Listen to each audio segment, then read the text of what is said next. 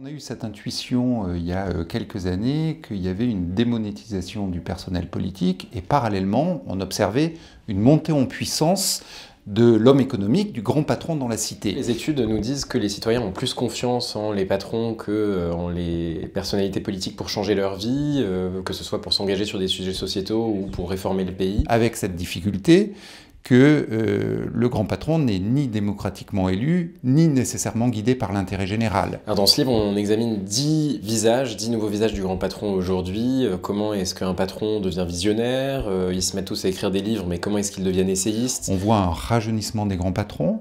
On voit également que les grands patrons vont sur les nouveaux médias, que les grands patrons de la Silicon Valley sont en train d'imprimer un rythme particulier, une façon de faire spécifique qui est intéressante et que les autres patrons plus traditionnels regardent avec attention. Certains nous promettent une société libérée des maux, de la pauvreté, du cancer grâce à l'IA, avec toute cette sphère accélérationniste du côté de la Silicon Valley.